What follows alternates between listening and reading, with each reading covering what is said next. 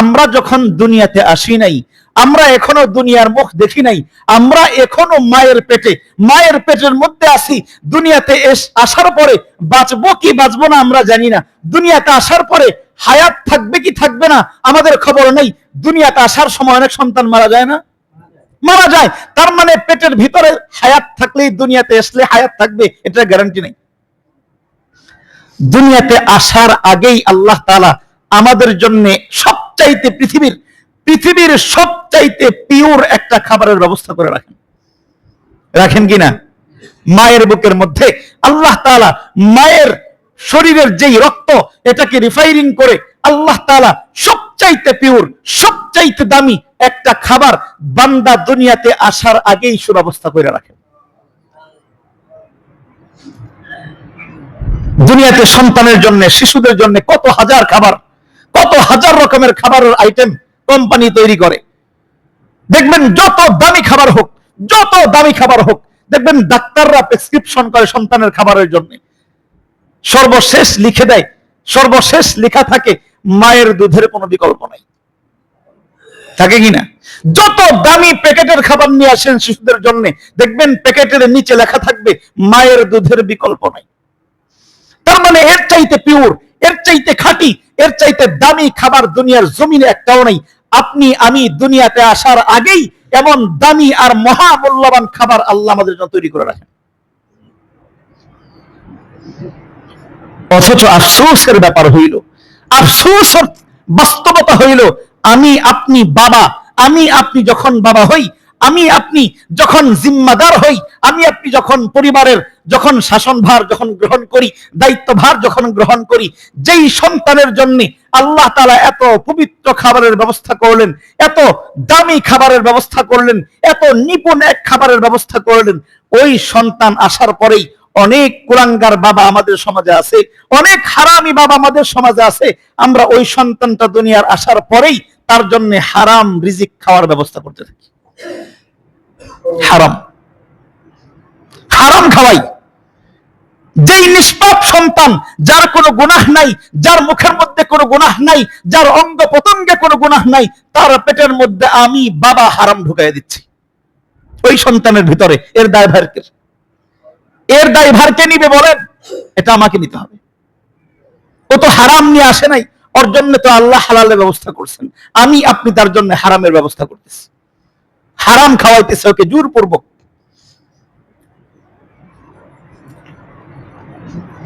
অথচ আল্লাহ রাব্বুল আলামিন আমাদের জন্য অনেক আগে থেকে আমাদের রিজিকের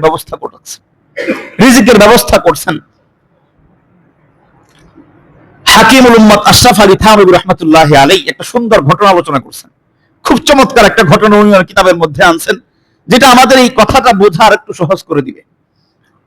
আল্লাহুম্মা সাল্লি আলা মুহাম্মাদ ওয়া আলা আলি মুহাম্মাদ কামা সাল্লাইতা আলা ইব্রাহিম ওয়া আলা আলি ইব্রাহিম ইন্নাকা হামিদুম মাজিদ। اللهم بارك على محمد وعلى آل محمد كما باركت على إبراهيم وعلى آل إبراهيم إنك حميد مجيد الحمد لله আল্লাহ পাক রব্বুল আলামিনের মহান দরবারে অসংখ্য অগণিত শুকর আদায় করছি, যে মহান রব্বে কারীম পবিত্র জুমার দিন জুমার মসজিদে আসার বসার তৌফিক এনায়েত করেছেন এবং জুমার নামাজ আদায়ের পূর্বক্ষণে আল্লাহ তাআলা কোরআন ও হাদিসের মজলিসে বসার এবং কোরআন থেকে কিছু কথা বলার তৌফিক দান করেছেন। এজন্য রব্বে কারীমকে শুকরিয়া জানাই, চিৎকার মেরে বলি আলহামদুলিল্লাহ। মুহতারাম হাজিরিন, আমরা গত জুমার আলোচনার মধ্যে রিজিক নিয়ে আলোচনা করতেছিলাম। তো রিজিক কি জিনিস, উলামায়ে কেরাম রিজিকের একটা সংজ্ঞা দান করেছেন। রিজিকের পরিচয় হইল যে ইন্নার রিজকা মা ইয়াহতাজু ইলাইহিল আবদু, রিজিক বলতে আমরা শুধুমাত্র খাবার বুঝি, রিজিক বলতে আমরা শুধুমাত্র দানা বুঝি, দানা। কিন্তু রিজিকের সঠিক অর্থ হইল ইন্নার রিজকা মা ইয়াহতাজু ইলাইহিল আবদু, একজন মানুষ তার হায়াতের জিন্দেগিতে যা কিছুর প্রতি মোকাপেক্ষী হয়, যত জিনিসের প্রতি সে মোকাপেক্ষী হয়, প্রত্যেকটা জিনিসই তার জন্য রিজিক। আমাদের হায়াতের জন্য সুস্থ জিন্দেগি এটা আমাদের প্রয়োজন আছে কি নাই? তাহলে সুস্থতা এটা আল্লাহর পক্ষ থেকে একটা রিজিক। আমাদের বাঁচার জন্য আমাদের খাবারের প্রয়োজন আছে, তাহলে খাবারটা আমাদের জন্য রিজিক। আমাদের শরীরের জন্য পোশাকের প্রয়োজন আছে, অতএব পোশাকটাও আমাদের জন্য একটা রিজিক। এই যে আমরা খোলামেলা বাতাসের মধ্যে শ্বাস প্রশ্বাস গ্রহণ করতেছি, ছাড়তেছি, হায়াতের জন্য এই শ্বাসটা নেওয়া এটা আমাদের জরুরত কিনা? তো এটাও আমাদের রিজিক। তো সব কিছুর সমষ্টিতে রিজিক। তবে হ্যাঁ, এর মধ্যে সবচাইতে প্রসিদ্ধ যে কথা, যেটা অধিক ক্ষেত্রে ব্যবহার হয়, সেটা হলো আমাদের খাবার। তবে রিজিক বলতে সবকিছুকে বোঝানো হয়। তো যাই হোক, রিজিক নিয়ে আজকে দ্বিতীয় পর্বের আলোচনা শুরুর আগে একটা প্রশ্ন আপনাদের সামনে তুলতে চাই। প্রশ্নের উত্তর যদি সঠিক দিতে পারেন, তাহলে আমার সামনের কথাটা বোঝা একেবারে ক্লিয়ার হবে। এই যে আল্লাহ তাআলা আমাদেরকে হায়াত দিয়েছেন, আবার আল্লাহ তাআলাই আমাদেরকে রিজিক দিয়েছেন, দুইটা জিনিসই কার দেওয়া? আল্লাহ তাআলা দেওয়া। এবার বলেন যে আমরা যে খাবার খাই, আমাদের হায়াত কি খাবারের জন্য, নাকি খাবারটা আমাদের হায়াতের জন্য? প্রশ্ন কি কঠিন হয়ে গেছে?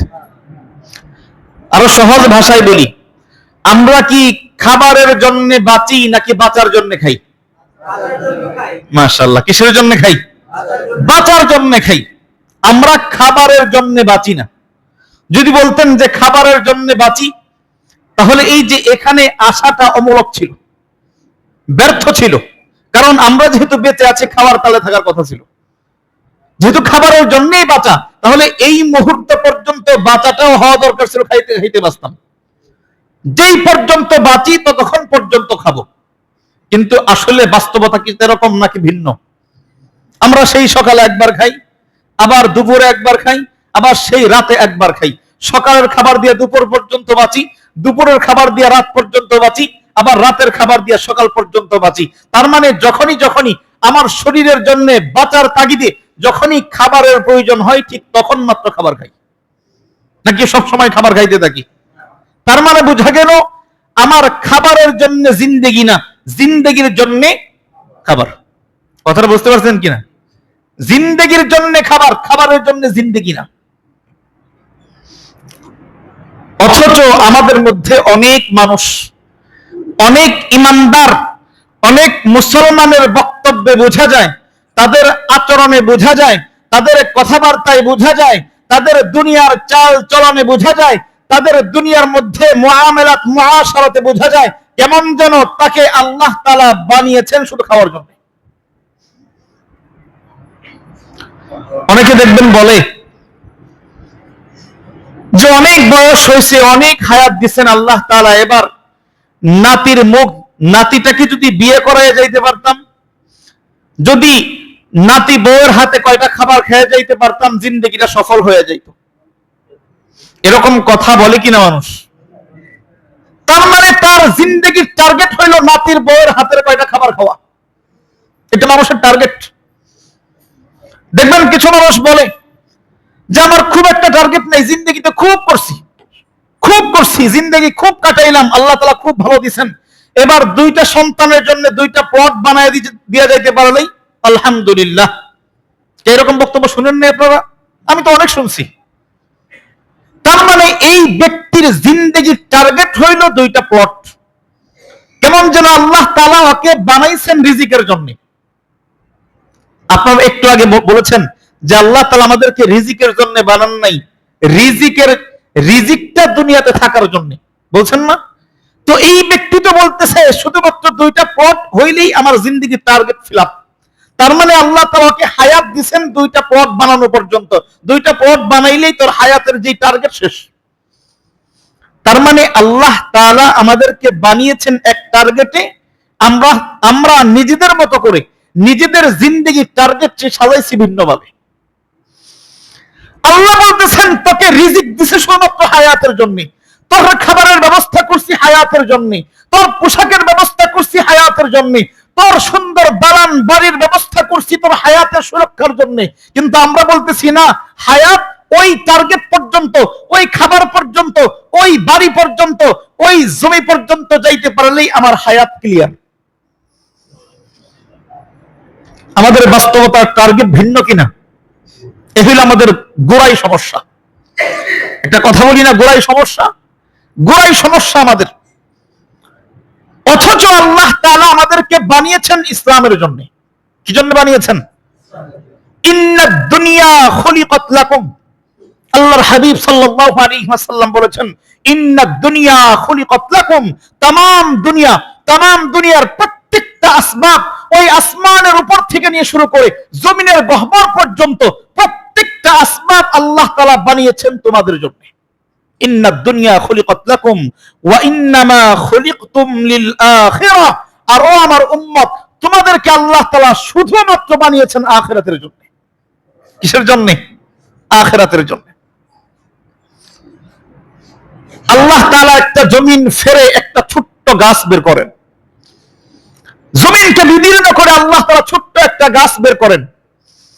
ওই গাছ বড় হয়, সেই গাছে অনেক পাতা পল্লবে ভরপুর হয়।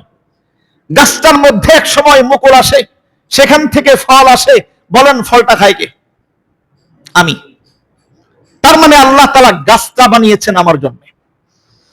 এই গাছটার মধ্যে, গাছটা বড় হওয়ার জন্য, তার মধ্যে ফলগুলা পাকার জন্য, ফলটা মিষ্টি হওয়ার জন্য রোদের প্রয়োজন। আল্লাহ তাআলা ওই আসমানের মধ্যে বিশাল এক রৌদ্র দানকারী সূর্য বানিয়ে রেখেছেন।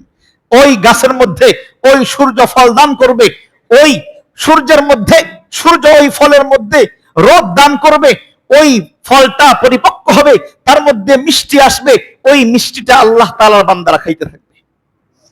তার মানে সূর্য বানিয়েছেন, এই যে গাছ বানিয়েছেন, সবকিছু কার জন্য? আমাদের জন্য। আল্লাহ তাআলা নদী বানিয়েছেন, এই নদীর প্রবাহ দিয়ে মানুষ শস্য উৎপাদন করবে, এই শস্য মানুষ খাবে। তার মানে নদীটাও মানুষের জন্য। এই নদীর মধ্যে হাজারো রকমের বিভিন্ন স্বাদের মাছ জন্মাবে, বিভিন্ন উদ্ভিদ জন্মাবে, মানুষ সেখান থেকে খাবে, সেখান থেকে মানুষের রিজিক উৎপন্ন হবে। আল্লাহ তাআলা নদীটা বানিয়েছেন মানুষের জন্য, সবকিছু মানুষের জন্য। এমনকি একটা পশু যে তার সন্তানকে জন্ম দেয়, একটা পশু যার বানের মধ্যে আল্লাহ তাআলা দুধ দান করেন, এই দুধটাও খায় কে? মানুষ খায়। সবকিছু মানুষের জন্য। ইন্নাদ দুনিয়া খুলিকাত লাকুম ওয়া ইন্নামা খুলিকতুম লিল আখিরাহ। সবকিছু তোমাদের জন্য, তোমরা কেবলমাত্র আল্লাহর জন্য। স্বয়ং আল্লাহ তাআলার পয়গম্বরদেরকে আল্লাহ পাঠিয়েছেন, আম্বিয়া কেরামদেরকে আল্লাহ পাঠিয়েছেন ঠিক একই কাজের জন্য, দুনিয়ার জন্য। যখন দ্বীনের টার্গেট ফিল আপ হয়ে যায়, তখন আল্লাহ তাআলা তার পয়গম্বরদেরকেও দুনিয়াতে রাখেন না।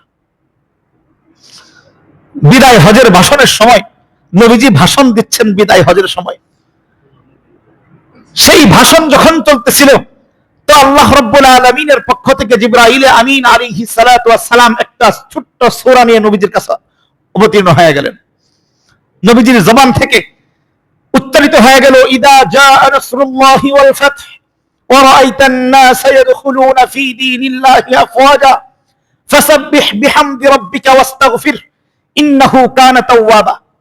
রাহমাতুল লিল আলামিনের জবানে যখন এই সূরা তেলাওয়াত হইল, নাজিল হইছে মাত্র, টাটকা নাজিল হওয়া সূরা। ইদা জাআ নাসরুল্লাহি ওয়াল ফাth, যখন বিজয় তোমাদের সামনে উপস্থিত হয়ে যাবে, অচিরেই বিজয় চলে আসবে। ওয়ারাআইতান নাসা ইয়াদখুলুনা ফি দীনিল্লাহি আফওয়াজা। সাহাবায়ে কেরাম দেখলেন, নবীজি বলতেছেন যে অচিরেই তোমরা দেখবে মানুষ দলে দলে ইসলামের মধ্যে দাখিল হচ্ছে। সুবহানাল্লাহ।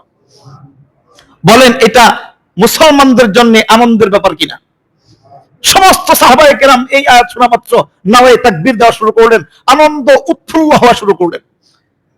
সাহাবায়ে কেরামের মধ্যে আনন্দের রুল পড়ে গেল, উৎসব মুখর পরিবেশ হয়ে গেল এই সূরা ইযা জা নাসরুল্লাহি ওয়াল ফাতহ নাযিল হওয়ার পরে। সমস্ত সাহাবায়ে কেরাম যেখানে আনন্দ উল্লাস করতেছেন, তাকায় দেখেন পাশেই এক সাহাবী, নবীজির দরদে সাহাবী, বিচক্ষণ সাহাবী হযরত আবু বকর সিদ্দিক রাদিয়াল্লাহু তাআলা আনহু জারজার হয়ে কাঁদতেছেন, জারজার হয়ে কাঁদতেছেন। সমস্ত সাহাবী খুশি, এক আবু বকর বসে বসে কান্না করতেছেন। সাহাবায়ে কেরাম হয়রান হয়ে গেলেন, ব্যাপার কি? কি রে আবু বকর, এই আনন্দের আয়াত নাজিল হওয়ার পরেও তোমার চোখে পানি? সাহাবায়ে কেরাম আবু বকর সিদ্দিক রাদিয়াল্লাহু তাআলা আনহুর কারণে এই কান্নার হেতু জিজ্ঞাসা করলে আবু বকর সিদ্দিক রাদিয়াল্লাহু তাআলা আনহু উত্তর করলেন, আরে সাহাবীরা, তোমরা তো এই আয়াতের অর্থ খেয়াল করলা, আয়াতের মর্ম তো খেয়াল করলা না। আয়াতের অর্থ খেয়াল করলা যে অচিরেই ইসলামের বিজয় আসবে, অচিরেই দলে দলে মানুষ ইসলামের মধ্যে, ইসলামের ছায়াতলে প্রবেশ করতে থাকবে। তোমরা এতটুকু খেয়াল করলা, তোমরা তো এই আয়াতের এই সূরার গভীরে ঢুকে দেখলো না এই সূরার গভীরে কি আছে। সাহাবায়ে কেরাম বললেন, বলেন তাহলে গভীরে কি আছে? আবু বকর সিদ্দিক রাদিয়াল্লাহু তাআলা আনহু স্পষ্ট করলেন, আরে সাহাবীরা, আল্লাহ তাআলা তো তার পয়গম্বরকে পাঠান শুধুমাত্র ইসলামের জন্য, দ্বীন পূরণের জন্য পাঠিয়ে দেন, দ্বীনের টার্গেটে পাঠিয়ে দেন। যদি দ্বীনের টার্গেট ফিল আপ হয়ে যায়, দ্বীনের উদ্দেশ্য যদি পূর্ণ হয়ে যায়, ইসলাম যদি পূর্ণ হয়ে যায়, তাহলে আর পয়গম্বরের দরকার কি? তাহলে তো রাসূলের দরকার নাই। তার মানে তোমরা এটা স্পষ্ট বুঝো, আল্লাহ তাআলা জানায় দিলেন ইসলামের বিজয় কাছে, তার মানে নবীজির বিদায়ও কাছে। ইসলামের পূর্ণতা কাছে, তার মানে আমাদের নবী দয়াল নবীর বিদায়ও কাছে। আবু বকর সিদ্দিক রাদিয়াল্লাহু তাআলা আনহু ব্যাখ্যা শোনার পরে সমস্ত সাহাবায়ে কেরাম কান্না শুরু করছেন। আমার বোঝানোর মাকসাদ, আল্লাহ তাআলা পয়গম্বরদেরকে, এমনকি রাহমাতুল লিল আলামিন শ্রেষ্ঠ নবীকে পাঠানি শুধুমাত্র ইসলামের জন্য। আমরা তো অনেক দূরের মানুষ, তাহলে আমাদের টার্গেট কোথায়? বলেন, দুনিয়া না আখিরাত? আখিরাত। আমরা তো শুধু রিজিকের পিছনে ঘুরি, শুধু রিজিকের পিছনে ঘুরি।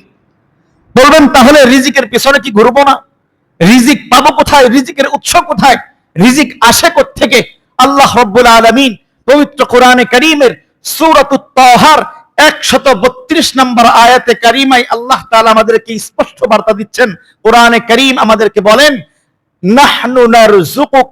আল্লাহ রাব্বুল আলামিনের পক্ষ থেকে কোরআন আমাদেরকে বার্তা দেয়, লা নাসআলুকা রিজকা, ও আমার বান্দারা, লা নাসআলুকা রিজকা, আমি তো তোমাদের থেকে রিজিক চাই না। নাহনু নারযুকুক, রিজিক দেওয়ার মালিক তো আমি আল্লাহ। রিজিকের মালিক কে? আল্লাহ। রিজিক তো আমি দেব, রিজিক তো তোমাদের কাছে চাই না। রিজিক দেওয়ার জন্যই তো আমি আল্লাহ আমার নিজের একটা বিশেষ নাম রেখেছি, রাজ্জাক।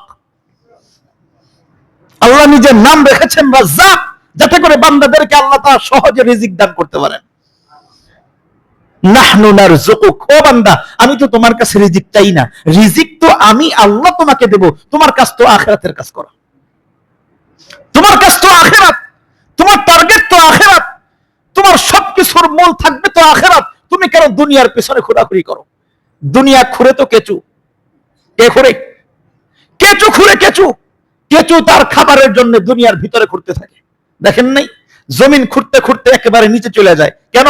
তার খাবারের প্রয়োজন। এটা কেঁচুর কাজ, এটা শূকরের কাজ। শূকরের কাজ, শূকর দেখছেন? শূকর সে কিভাবে খাবার খায়? সে দেখবেন মাটি খুঁড়ে, মাটি খুঁড়ে মাটির নিচ থেকে তার খাবার উৎসবের করে আসে। আল্লাহ রাব্বুল আলামিন বলেন, ও বান্দা, তুমিও কেন সেই শূকরের মতো, তুমিও কেন সেই কেঁচুর মতো খাবারের জন্য সারাক্ষণ দুনিয়াতে ঘোরাঘুরি করো? নাহনু নারযুকুক, তোমার রিজিকের ব্যবস্থা তো আমি আল্লাহ করছি, আমি আল্লাহ করব তোমার রিজিকের ব্যবস্থা। আল্লাহ রাব্বুল আলামিন আমাদের রিজিকের ব্যবস্থা কতক্ষণ আগে থেকে করছেন, কবে করছেন? গত সপ্তাহে একটু আলোচনা করছিলাম। যে আল্লাহ তাআলা আমাদের জন্য রিজিকের ব্যবস্থা কত পূর্বে থেকে করে রেখেছেন। যদি আমরা এত আগেও না যাই, শুধু আমাদের হায়াতের সাথে মিলাই, আমরা যখন দুনিয়াতে আসি নাই, আমরা এখনো দুনিয়ার মুখ দেখি নাই, আমরা এখনো মায়ের পেটের মধ্যে আছি। দুনিয়াতে আসার পরে বাঁচবো কি বাঁচবো না আমরা জানি না। দুনিয়াতে আসার পরে হায়াত থাকবে কি থাকবে না আমাদের খবর নেই। দুনিয়াতে আসার সময় অনেক সন্তান মারা যায় না? মারা যায়। তার মানে পেটের ভিতরে হায়াত থাকলেই দুনিয়াতে আসলে হায়াত থাকবে, এটা গ্যারান্টি নেই। দুনিয়াতে আসার আগেই আল্লাহ তাআলা আমাদের জন্য সবচাইতে পৃথিবীর সবচাইতে পিওর একটা খাবারের ব্যবস্থা করে রাখেন কিনা? মায়ের বুকের মধ্যে আল্লাহ তাআলা মায়ের শরীরের যেই রক্ত, এটাকে রিফাইনিং করে আল্লাহ তাআলা সবচাইতে পিওর, সবচাইতে দামি একটা খাবার বান্দা দুনিয়াতে আসার আগেই সুব্যবস্থা করে রাখেন। দুনিয়াতে সন্তানের জন্য, শিশুদের জন্য কত হাজার খাবার, কত হাজার রকমের খাবারের আইটেম কোম্পানি তৈরি করে। দেখবেন যত দামি খাবার হোক, দেখবেন ডাক্তাররা প্রেসক্রিপশন করে সন্তানের খাবারের জন্য, সর্বশেষ লিখে দেয়, সর্বশেষ লেখা থাকে মায়ের দুধের কোনো বিকল্প নাই। থাকে কিনা? যত দামি প্যাকেটের খাবার নিয়ে আসেন শিশুদের জন্য, দেখবেন প্যাকেটের নিচে লেখা থাকবে মায়ের দুধের বিকল্প নাই।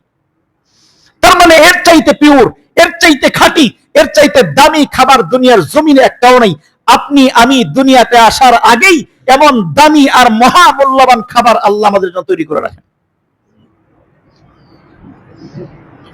অথচ আফসোসের ব্যাপার হইল, আফসোসের বাস্তবতা হইল, আমি আপনি যখন বাবা হই, আমি আপনি যখন জিম্মাদার হই, আমি আপনি যখন পরিবারের যখন শাসনভার যখন গ্রহণ করি, দায়িত্বভার যখন গ্রহণ করি, যেই সন্তানের জন্য আল্লাহ তাআলা এত পবিত্র খাবারের ব্যবস্থা করলেন, এত দামি খাবারের ব্যবস্থা করলেন, এত নিপুণ এক খাবারের ব্যবস্থা করলেন, ওই সন্তান আসার পরেই অনেক কুলাঙ্গার বাবা আমাদের সমাজে আছে, অনেক হারামি বাবা আমাদের সমাজে আছে।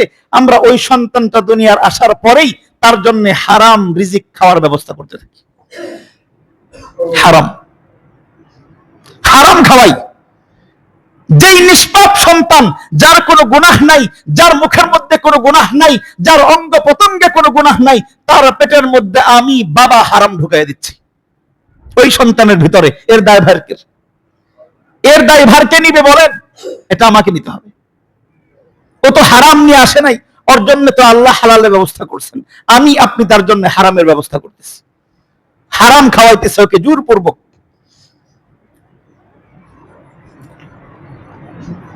অথচ আল্লাহ রাব্বুল আলামিন আমাদের জন্য অনেক আগে থেকে আমাদের রিজিকের ব্যবস্থা করছেন। হাকিমুল উম্মত আশরাফ আলী থানভী রাহমাতুল্লাহি আলাইহি একটা সুন্দর ঘটনা আলোচনা করছেন। খুব চমৎকার একটা ঘটনা উনি ওনার কিতাবের মধ্যে আনছেন, যেটা আমাদের এই কথাটা বোঝা আর একটু সহজ করে দিবে। আল্লাহ রাব্বুল আলামিন যাকে যেই খাবার খাওয়াবেন, যাকে যেই খাবারের বন্দোবস্ত করছেন, সেই খাবার আমার জিন্দেগিতে আসবেই। গত সপ্তাহের আলোচনার মূল বিষয়বস্তু ছিল এটা, যে আল্লাহ তাআলা যদি আমার রিজিকের মধ্যে এক ঢুক পানি রাখেন, আমার জিন্দেগি যেখানেই যাক ওই এক ঢুক পানি না খাওয়া পর্যন্ত আমার হায়াত ফুরাবে না। হাকিমুল উম্মত মুজাদ্দিদুল মিল্লাত মাওলানা আশরাফ আলী থানভী রাহমাতুল্লাহি আলাইহি উনি সুন্দর ঘটনার মধ্যে বলেন, এক বান্দা এই আয়াত শোনার পরে, এই কথা শোনার পরে উনি চিন্তা করছেন যে আল্লাহ তাআলা যেভাবেই খাবারের ব্যবস্থা করছেন, খাবার খাওয়াবেন, তাহলে আমি দেখি না খায় থাকি, দেখি আল্লাহ খাওয়াইতে পারেন কিনা। উনি বোঝার জন্য কি করছেন, যে দেখি আল্লাহ কিভাবে খাওয়ান, একটু দেখার আছে। আমার রিজিকে থাকলেই যে খাবার আসবে এটা একটু পরীক্ষা করতে চাই। ওই বান্দাটা পরীক্ষার জন্য বাসার থেকে বের হয়ে গেছে। দূরে গিয়া এক নির্জন বিশাল একটা পাহাড়, যেখানে সহজে মানুষ যায় না, এরকম একটা পাহাড়ের উপরে উঠছেন।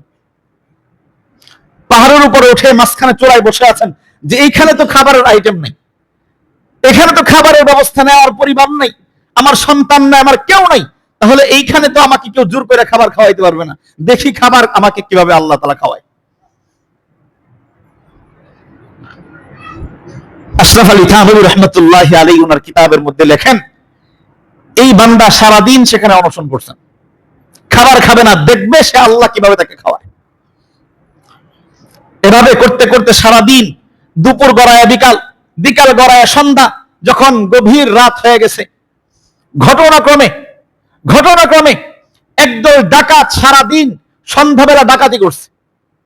ডাকাতি করার পরে ডাকাতের সম্পদ ভাগ বাটোয়ারা করার জন্য একটা নির্জন জায়গা দরকার, আছে কিনা? একটা নির্জন জায়গা দরকার। ডাকাত সারাদিন সন্ধ্যা রাত সব ডাকাতির মাল একত্র করে ওই পাহাড়ের উপর উঠাইছে। ওইখানে গিয়ে তাদের সম্পদ গুলা সারাদিনের লুণ্ঠন করা সম্পদ বন্টন করবে। তো ডাকাতের দল যখন সে দেখছে যে ডাকাতের দল আসতেছে, সে আস্তে করে একটা গাছের উপরে উঠে গেছে। তো সারাদিন তার এদিকে সারাদিন পরিবার পরিজন তার খুঁজ করতে ঘুরতে যখন জানতে পারছে যে অমুক পাহাড়ের উপর সে বসা, অমুক পাহাড়ের মধ্যে সে অনশনে বসে আছে, সারাদিন তার পরিবারের পক্ষ থেকে দামি দামি খাবার নিয়ে ওই পাহাড়ের উপর রেখে আসছে, যে রেখে দিলাম ক্ষুধা লাগলে এমনি খাবে।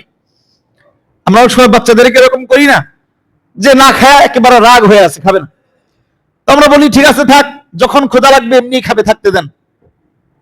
তো পরিবার দামি দামি খাবার নিয়ে ওই পাহাড়ের উপরে তার বসার আশেপাশে রেখে আসছে, যে রেখে গেলাম, যখন ক্ষুধা লাগবে এমনি খাবে, থাকতে কতক্ষণ থাকে। তো যখন ডাকাত দল যখন উপরে আসছে, তো দেখে যে পাশে অনেক সুন্দর সুন্দর দামি দামি খাবার সাজানো, কোনো লোক নাই, মানুষ নাই। এবার ডাকাত চিন্তা করতেছে এত দামি খাবার কে রাখলো এখানে। তো চতুর্দিকে খোঁজা শুরু করছে, এখানে কে আছে। এখানে খুঁজতে খুঁজতে দেখে ওই যে গাছের উপরে একটা লোক দেখা যায়। ডাকাতদের ব্যবহার তো জোর করে উপর থেকে নামাই দিচ্ছে। নামানোর পরে বলতেছে এই খাবার কে রাখছে? বলতেছে এই খাবার আমি রাখি নাই, ও তো খাবার খাবে না। তো ডাকাতের দল চিন্তা করছে আমরাও অনেক ক্ষুধার্ত, তো খাবারটা খেয়ে দেখি, যেহেতু এত দামি খাবার ও খাবে না, আমরা খাই। তো এর মধ্যে ডাকাতের সর্দার বলতেছে আরে এই খাবার খাবে, ও তো এরকম প্ল্যান করতে পারে যে তোমাদেরকে বিষ মিশানো খাবার এখানে রেখে তোমরা বিষ মিশানো খাবার খেয়ে ফেলবা, আর সমস্ত সম্পদ থাকবে, ও সমস্ত সম্পদ নিয়ে চম্পট। এবার ডাকাতদের মাথায় নড়ছে, ব্যাপারটা তো সত্য হইতে পারে। ওকে ধরছে, তুই খাবার খাবি, তারপর আমরা খাবার খাবো। এবার ডাকাতে তারে যত পিটানি দেওয়া লাগে, ও কোনোভাবেই খাবার খাবে না। ওর ভিতরের টার্গেট কি? আল্লাহ কিভাবে খাওয়া এটা দেখবে। আর ডাকাতের টার্গেট হইলো ও না খাওয়া মানে খাবারের মধ্যে সমস্যা আছে। তো ডাকাত আচ্ছা মতো পিটায়া চর থাপড় যতগুলো দেওয়া যায়, যত আইটেম আছে সব আইটেম তার মধ্যে খাটাইছে। খাটানোর পরে সে বাধ্য হয়ে খাবার খাওয়া শুরু করছে। এবার খাবার খায় আর কান্না করে, তো যখন ডাকাতরা জিজ্ঞাসা করছে কিরে খাবার খাচ্ছিস, আবার কান্নার কারণ কি? যেহেতু বিষ নাই তুই বলতেছস, তাহলে কান্নার কারণ কি? তখন ওই নিরুপায় ব্যক্তি বলতেছে আরে ডাকাতের দল, আসলে ব্যাপারটা ভিন্ন। এই যে তোমরা যে খাবার আমাকে জোর করে খাওয়াচ্ছ, এই খাবারের মধ্যে আসলে কোনো বিষ বলতে কিচ্ছু নাই, এটার পিছনে দীর্ঘ একটা ঘটনা লুকায়িত আছে।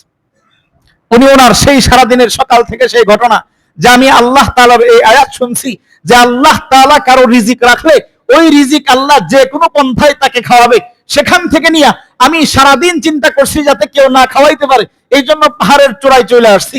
তো পাহাড়ের চূড়ায় উঠে যখন বসা, আমার পরিবারের পক্ষ থেকে খাবার দিয়ে গেছে যাতে আমি ক্ষুধা লাগলে খাই, কিন্তু আমি টার্গেটে বিট অটল যে আমি কোনোভাবেই খাবার খাবো না। তো আপনারা যখন আসছেন আমি ভয়ে গাছের উপরে উঠে গেছি। তো এই যে দামি খাবার, এখানে কোনো বিষ নাই, কিন্তু সবশেষে ফলাফল আসলো আল্লাহ তাআলা আমার এই রিজিক রাখছেন আজকে রাতের মধ্যে, এই জন্য থাপড়ায়া চড়ায়া হইল আমাকে খাওয়াইছে। এখন আমার দিলের মধ্যে এতিন হয়ে গেছে যে আল্লাহ তাআলা যাকে যেই পন্থায় রিজিক রাখছেন সে ওইভাবে খাইতেই হবে। ওই রিজিক তার পেটে আল্লাহ তাআলা পেটের মধ্যে মানুষের মাধ্যমে আঘাত করে হলেও ঢুকায় দেয়। বলেন না সুবহানাল্লাহ। মাওলানা আশরাফ আলী থানভী রাহমাতুল্লাহি আলাইহি এই ঘটনা বর্ণনা করার পরে বলেন, ডাকাত দল যখন এই ঘটনা শুনলো, আরে ব্যাপারটা এরকম নাকি? আল্লাহ তাআলা এভাবে বান্দাকে খাওয়ান, আল্লাহ তাআলা বান্দার রিজিক এভাবে সাব্যস্ত করেন। যদি তাই হয় তাহলে আমি কেন হারাম পন্থায়, আমরা কেন হারাম ভাবে মানুষের সম্পদ ছিনতাই করব? আজকে থেকে এই যে তোমার এই ঘটনা থেকে, তোমার এই শিক্ষা থেকে আমরা নিজেরাও শিক্ষিত হয়ে গেলাম, আমরাও শিক্ষা নিলাম। আজকে থেকে তওবা করলাম, আর কখনো মানুষের সম্পদ লুণ্ঠন করব না, কখনো মানুষের সম্পদ ভক্ষণ করব না। ডাকাত দল তখন থেকেই ছিনতাই ডাকাত সবকিছু তরক করলেন এবং দিনের বেলায় যেই মানুষের যেই সম্পদগুলা ছিনতাই করে নিয়ে আসছিল সব সম্পদ দিয়ে ফিরিয়ে দিয়ে আসলেন।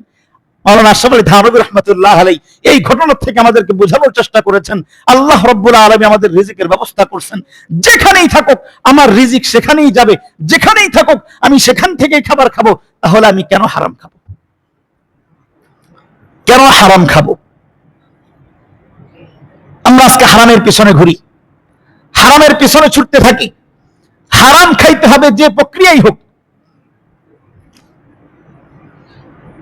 আল্লাহ রাব্বুল আলামিন কোরআনে কারীমের এই আয়াতের আগের আয়াতে সূরা তাহার 131 নম্বর আয়াতে কারীমায় আল্লাহ রাব্বুল আলামিন তার হাবিবকে পর্যন্ত বলতেছেন, ও আমার হাবিব, ওয়ালা তামুদ্দান্না আইনাইকা ইলা মা মাত্তা'না বিহি আজওয়াজাম মিনহুম যাহরাতাল হায়াতিদ দুনিয়া। আল্লাহ রাব্বুল আলামিন তার হাবিবকে সতর্ক করতেছেন, ও আমার হাবিব, লা তামুদ্দান্না আইনাইকা, আপনার চোখগুলা দীর্ঘায়িত করবেন না, অর্থাৎ ওই দিকে তাকাবেন না যাদেরকে আমি অনেক সম্পদের মালিক বানায় ফেলছি, যাদেরকে আমি অনেক সম্পদ দান করছি তাদের দিকে চোখ তুলে তাকাবেন না। ওয়ালা তামুদ্দান্না আইনাইকা, আপনার দৃষ্টি প্রলম্বিত করবেন না, লম্বা করবেন না, তার মানে তাকায় থাকবেন না। ইলা মা মাত্তা'না বিহি আজওয়াজাম মিনহুম যাহরাতাল হায়াতিদ দুনিয়া, আমি তাদেরকে দুনিয়ার চাকচিক্য দান করেছি, দুনিয়ার সাজসজ্জা দান করেছি, দুনিয়ার অডেল সম্পদ দান করেছি। আল্লাহ তাআলা বলেন লিনাফতিনাহুম ফীহ, আমি আল্লাহ এত সম্পদের মালিক বানিয়েছি তাদেরকে এই সম্পদ দিয়ে পরীক্ষা করার জন্য। সম্পদ দিয়ে পরীক্ষা করেন আল্লাহ তাআলা। যদি আমরা বাস্তবতার সাথে এই আয়াতের মিলাই, দেখবেন অসংখ্য মানুষ সম্পদের আধিক্যতার কারণে নামাজ পড়তে পারে না। এরকম মানুষ আছে না? সময় নাই। আগে অনেক সময় ছিল, অনেক সম্পদ হয়েছে, এখন নামাজ পড়ার টাইম নেই। সম্পদের অভাব নাই, আল্লাহ তাআলার ঘরের জিয়ারত করবে, বাইতুল্লাহর সফর করবে, সফর করার টাইম নাই সম্পদের কারণে। নবীজির দরবারে গিয়ে হাজিরা প্রদান করবে, নবীজির দরবারে গিয়ে সালাম দিবে, নবীজির রওজার জিয়ারত করবে, মদিনায় যাবে, নবীর কাছে যাওয়ার সুযোগ নাই। কারণ কি? সম্পদের কারণে। দেখবেন সুযোগ নেই, অনেক নিয়ত চেষ্টা করতেছি, সময় মিলাইতে পারতেছি না। মানুষ বলে না এরকম, সময় মিলাইতে পারতেছি না। কেন? তার সম্পদের প্রয়োজন, অনেক সম্পদ।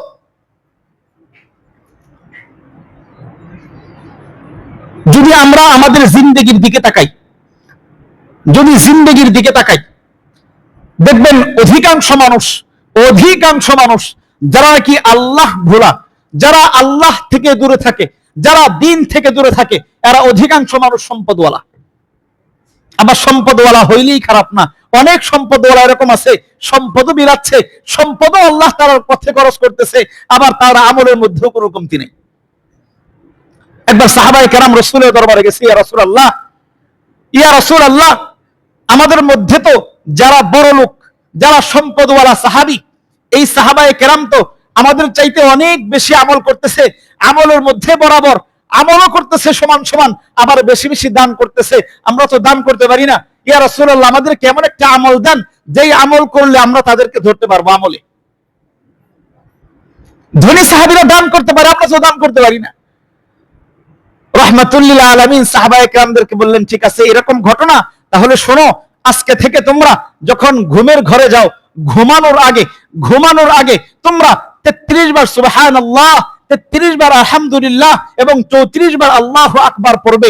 এই আমল যদি তোমরা নিয়মিত করতে পারো, ধনীরা তোমাদেরকে কখনো সওয়াবের মধ্যে ধরতে পারবে না। বলেন না সুবহানাল্লাহ।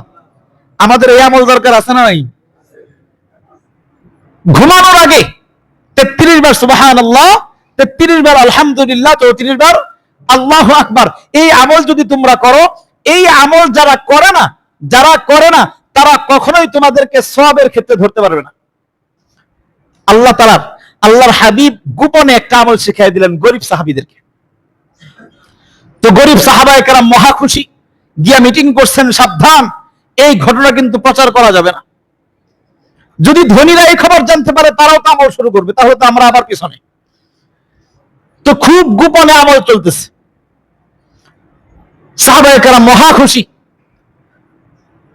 গরিব ধনীর মধ্যে দোস্তি থাকে না, দোস্তি। তো এক ধনী সাহাবীর সাথে এক গরিব সাহাবীর দোস্তি ছিল। তো ওই গরিব সাহাবী দোস্তের কাছে গিয়ে বলতেছে, দোস্ত, আমাদের গরিব সাহাবীদের জন্য তো আল্লাহর হাবিব একটা দামি আমল দিছেন। অনেক সময় থাকে না গোপন কথা, গোপন থাকে না, চলে যায়। তো মহাব্বতের কারণে বলে ফেলছে যে আমরা তো মহা খুশি, আমাদেরকে তো নবীজি গোপন একটা আমল দিছেন, যে আমল করলে আমাদেরকে কেউ ধরতে পারবে না। তো ওই ধনী সাহাবী জিজ্ঞাসা করছেন, কি আমল? তিনি বন্ধুত্বের খাতিরে, দোস্তের খাতিরে বলে দিয়েছেন যে আল্লাহর হাবিব বলছেন, কেউ যদি ঘুমানোর আগে 33 বার সুবহানাল্লাহ, 33 বার আলহামদুলিল্লাহ, 34 বার আল্লাহু আকবার পরে, এই আমল যারা করে না, সে যত ধনী হোক, যত আমলওয়ালা হোক, এই আমলকারীকে কখনো সওয়াবে ধরতে পারবে না। এবার বলেন, এই কথা শোনার পরে কোন সাহাবী ঠিক থাকতে পারে? আমরা তো আমল শুনি আর এক কান দিয়ে শুনি আর এক কান দিয়ে বের হয়ে যায়, শেষ। সাহাবায়ে কেরাম যখন এই আমল শুনছে, গরিব সাহাবী যতটুকু না খুশি হয়েছিল, ওই ধনী সাহাবী তার চাইতে বেশি লাভ মারছে। বলে কি? ঘটনাক্রমে বন্ধুর থেকে বন্ধু, বন্ধুর থেকে বন্ধু, সমস্ত সাহাবায়ে কেরাম জেনে গেছেন। এবার গরিবরা আমল করে, গোপনে গোপনে তাসবিহ জপে, এবার দেখে ধনীরাও গোপনে গোপনে তাসবিহ জপে। সুবহানাল্লাহ। এবার সকলেই আমলের মধ্যে ধনী। এবার নতুন করে আবার ঘটনা যখন প্রকাশ হয়ে গেছে, বলে কি, ধনীরা তো আমাদের এই গোপন রহস্য জানা গেছে, ধনীরা তো এই আমল শুরু করে দিছে। গরিব সাহাবায়ে কেরাম আবার নবীজির কাছে আসছেন, ইয়া রাসূলুল্লাহ, গোপন রহস্য তো ফাঁস হয়ে গেছে, আমাদেরকে আবার নতুন কোনো ব্যাপার দেন। তখন নবীজি ওই গরিব সাহাবাদেরকে বলতেছেন, ও আমার সাহাবীরা, আল্লাহ তাআলা যাদেরকে বিশেষ কোনো দান করেন, ওই দান ফেরানোর কোনো ক্ষমতা নাই। আল্লাহ তাআলা তাদেরকে দান করছেন সম্পদ, এই সম্পদ থেকে আল্লাহর পথে খরচ করে ওই ধনীদেরকে ফেরানোর ক্ষমতা তো আমারও নাই। আল্লাহ তাআলা তাদেরকে বিশেষ দানে তাদেরকে সুমহান করেছেন। সুবহানাল্লাহ। তার মানে ধনী হওয়া খারাপ না। ধনী হওয়া খারাপ কখন? যেই ধন আপনাকে আল্লাহ থেকে ফিরায় রাখে। যেই সম্পদ যদি আমাকে আপনাকে আল্লাহ থেকে ফিরায় রাখে, আল্লাহ থেকে রিমুভ করে, ওই সম্পদ আমার আপনার জন্য ক্ষতির কারণ। লিনাফতিনাহুম ফীহ, আল্লাহ বলেন আমি সম্পদ দিয়ে মানুষকে পরীক্ষা করি। ওয়ারিজকু রাব্বিকা খায়রু ওয়া আবকা, আল্লাহ রাব্বুল আলামিন বলেন আখিরাতের যেই রিজিক, আমি আল্লাহ আখিরাতে যেই সবচাইতে চূড়ান্ত যেই রিজিক জান্নাত দান করব, আল্লাহ বলেন ওই জান্নাতের রিজিকটাই মানুষের জন্য সবচাইতে শ্রেষ্ঠ রিজিক। সুবহানাল্লাহ। আল্লাহ রাব্বুল আলামিন সূরাতুল আলার মধ্যে একই বক্তব্য। আল্লাহ তাআলা আমাদেরকে তিরস্কার করতেছেন, আমাদেরকে উদ্বুদ্ধ করার ক্ষেত্রে আল্লাহ তাআলা ভিন্ন রূপ গ্রহণ করেছেন। ও আমার বান্দারা, বাল তুসিরুনাল হায়াতাদ দুনিয়া, তোমরা দুনিয়ার রিজিকের জন্য এত হয়রান দুনিয়ার রিজিকের জন্য। বাল তুসিরুনাল হায়াতাদ দুনিয়া, এই হায়াতের জিন্দেগির রিজিকের জন্য এত পেরেশান। হারাম খাচ্ছ, হারাম উপায় অবলম্বন করতেছো, হারাম রিজিক তালাশ করতেছো। আল্লাহ বলেন ওয়াল আখিরাতু খায়রু ওয়া আবকা, অথচ আখিরাত হইল শ্রেষ্ঠ, আখিরাত হইল উত্তম, আখিরাত হইল চিরস্থায়ী। এই আখিরাতকে পিছনে ফেলে আমরা দুনিয়ার জন্য, দুনিয়াতে হারাম খাই সামান্য সময়ের জন্য। অথচ আমার হায়াত কতদিন পর্যন্ত আমার হায়াত চলবে, এই হায়াতের কোনো গ্যারান্টি নেই।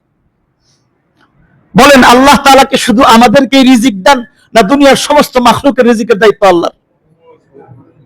ওমা মিন দাব্বাতিন ফিল আরদি ইল্লা আলাল্লাহি রিজকুহা, দুনিয়ার জমিনে এমন কোন মাখলুক নাই যার রিজিকের জিম্মাদারি আল্লাহর না।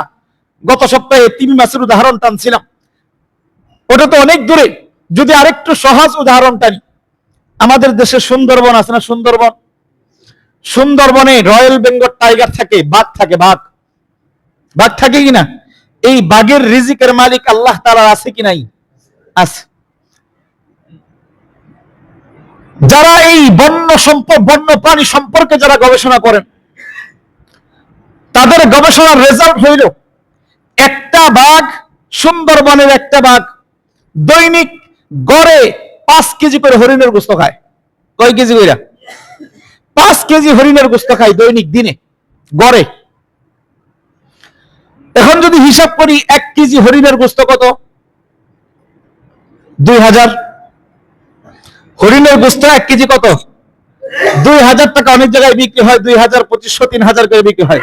আমরা নিচেরটা ধরি, 1 কেজি হরিণের গোশতের দাম যদি 2000 হয় তাহলে 5 কেজি গোস্তের দাম কত? বলেন না কত? 10,000 টাকা। 10,000 টাকা প্রত্যেক দিনের একটা বাঘের খাবার।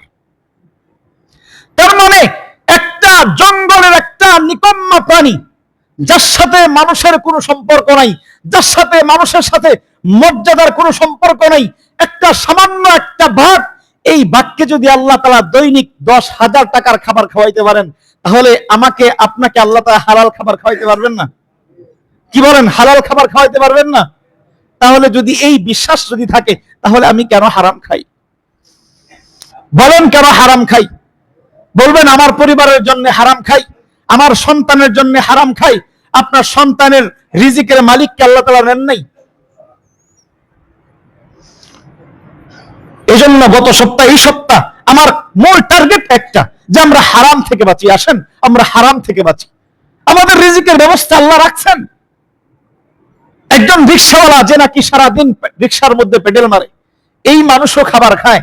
আরেকজন যে নাকি এসির মধ্যে বসে থাকে, একজন বড় চেয়ারের অধিপতি, সেও ঠিক খাবার খায়।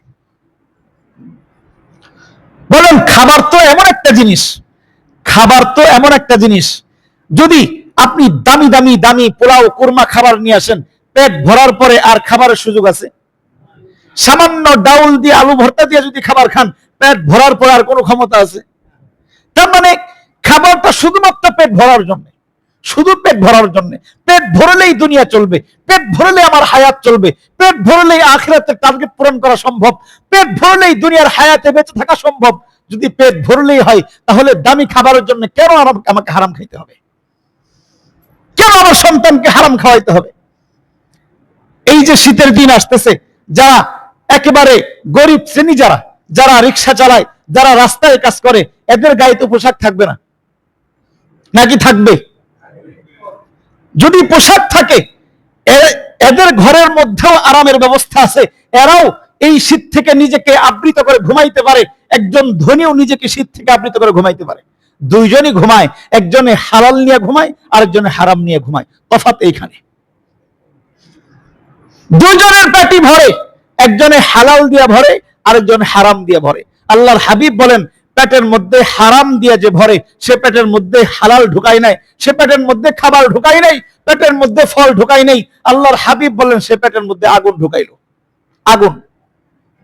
তার মানে আমি আপনি যেই বাবারা সন্তানদেরকে হারাম খাওয়াই, সন্তানদেরকে সুদের টাকা খাওয়াই, সন্তানদেরকে কিস্তির টাকা খাওয়াই, সন্তানদেরকে টেবিলের নিচের ঘুষের টাকা খাওয়াই, আমাদের সন্তানদেরকে আগুন খাওয়াই, আগুন। এটা কি আমার কথা? আমার কথা। নবীজি বলছেন সন্তানদেরকে আগুন খাওয়াই। একজন বাবা হিসেবে সন্তানকে জাহান্নামের আগুন কিভাবে খাওয়ান আপনি বলেন? প্রত্যেকটা বাবা মা যারা হারাম খায়, আমি 100% গ্যারান্টি, আমি আল্লাহর কসম খাইলেও মনে হয় হানে হব না, প্রত্যেকটা বাবা মা যারা হারাম খায়, এরা নিজের জন্য খায় না, সন্তানের জন্য খায়। কার জন্য খায়? সন্তান আর বিবি বাল বাচ্চার জন্য খায়। নিজের জন্য কেউ হারাম খায় না, সন্তানের জন্য খায়। অথচ সন্তানের জন্য যে হারাম খায়, ওই সন্তানকে সে পেটের মধ্যে আগুন ঢুকায় দেয়। আমরা হারাম খাবো? হারাম খাবো? আল্লাহর হাবিবের শেষ একটা হাদিস শোনায় কথা শেষ করব। আল্লাহর হাবিব সাল্লাল্লাহু আলাইহি ওয়াসাল্লাম হাদিসে পাকের মধ্যে ইরশাদ করেন, লাউ আন্নাকুম তাওয়াক্কালতুম আলাল্লাহি হাক্কা তাওয়াক্কুলিহি, ও আমার উম্মতেরা, যদি তোমরা আল্লাহ তাআলা, তোমরা যদি হালাল পথে চলো, হালাল রাস্তায় যদি থাকো, আল্লাহ তাআলা তোমাদেরকে হালাল রিজিকের ব্যবস্থা করবেন, এই বিশ্বাস নিয়ে তোমরা যদি চলতে পারো, এই পরিপূর্ণ তাওয়াক্কুল নিয়ে যদি তোমরা চলতে পারো, লা রাযাকাকুমুল্লাহ, আল্লাহ তাআলা তোমাদেরকে রিজিক দিবেন, কামা ইয়ারযুকুত তাইয়্যা, যেমনি ভাবে আল্লাহ তাআলা পাখিদেরকে খাবার খাওয়ান। বলেন না সুবহানাল্লাহ? পাখিদেরকে যেভাবে খাবার খাওয়ান, ইয়াগুদু খিমাসা ওয়া তারুহু বিতারা, আল্লাহর হাবিব পরের অংশে বলতেছেন, প্রত্যেকটা পাখি সকালবেলা তার ছোট্ট বাসা থেকে একেবারে খালি পেটে, খালি হাতে সে তার ঘর থেকে বের হয়ে যায়। ইয়াগুদু খিসামা, খালি পেটে সকালে বের হয়। ওয়া তারুহু বিতারা, সন্ধ্যাবেলা পেট ভর্তি করে আল্লাহ তাআলা তার বাসার মধ্যে ঢুকায় দেয়। নবীজি আমাদের জন্য জামিন হয়েছেন, গ্যারান্টি দিয়েছেন, তোমরাও তেমন খাও, তোমরাও হালালের চিন্তা করো, তোমরাও হারাম থেকে বাঁচো। আল্লাহ তাআলা তোমাদেরকে পাখির মতো এরকম হালাল রিজিকের ব্যবস্থা করবেন, তোমাদের পেটটাকেও আল্লাহ তাআলা ভরাইয়া দিবেন। বলবেন পাখি তো কিস্তি উঠায় নাকি? পাখি কোন ব্যাংক থেকে কিস্তি উঠায় বলেন? এরকম কোন ব্যাংক আছে যে ব্যাংক থেকে পাখিকে কিস্তি দেওয়া হয়? পাখি তো সুদ খায়, ঘুষ খায় নিশ্চয়। তাহলে পাখিকে আল্লাহ কিভাবে খাওয়ান? নাকি পাখি না খেয়ে থাকে? নবীজি বলতেছেন তারুহ বিতানা, সে পেট ভর্তি করে তার বাসায় ঢোকে। কখনো কোনো পাখি না খেয়ে ঢোকে না। খাওয়ান কে বলেন? খাওয়ান কে? একটু জোরে বলেন, কে খাওয়ান? আমাদেরকে খাওয়ান কে? যদি একই আল্লাহ পাখিকে পেট ভর্তি করে ঢোকাইতে পারেন হালাল দিয়া, আমাকে আপনাকে আমার মতো আপনার মতো নগণ্য একজন বান্দাকে আল্লাহ পেট ভরে খাওয়াইতে পারবেন না? এই বিশ্বাস থাকলে আমি হারাম খাবো কেমনে? হারাম খাবো কেউ? হারাম ছাড়বো তো ইনশাআল্লাহ। কিস্তি উঠাবেন কে কে দেখি একটু? কিস্তি উঠাবেন কে কে? নাকি কিস্তি হারাম নিয়ে সন্দেহ আছে আপনাদের? কিস্তি উঠানো যে হারাম, এটা যে হারাম লেনদেন, এটার ব্যাপারে আপনাদের সন্দেহ আছে? ঠিক আছে, এইটা বাদ রাখেন তো। আজকে থেকে নতুন নিয়ত করেন, 10 লক্ষ টাকা আপনার আছে, 10 লক্ষ টাকা ব্যাংকে রাখবেন, প্রত্যেক মাসে 10,000 করে টাকা দিবেন, বেতন নিয়ে খাবেন। এরকম মানুষ আছে না আমাদের সমাজে? এটা তো হালাল? এটা তো হালাল না হারাম? আমরা জানি কিনা? জানার পরেও মানুষ খায় কিনা বলেন? খায়। অনেক মানুষ খায়। অসংখ্য হারামের রাস্তায় মানুষ চলে। প্রয়োজনে না খেয়ে মরে যাবেন, না খেয়ে মরে যাব, কখনো হারাম খাবো না, এই নিয়ত করতে পারি না ইনশাআল্লাহ? করতে পারি তো ইনশাআল্লাহ? আল্লাহ তাআলা আমাদেরকে তামাম প্রকার হারাম থেকে বাঁচার তৌফিক দান করেন। আল্লাহ তাআলা হালাল রিজিকের সুব্যবস্থা করেন।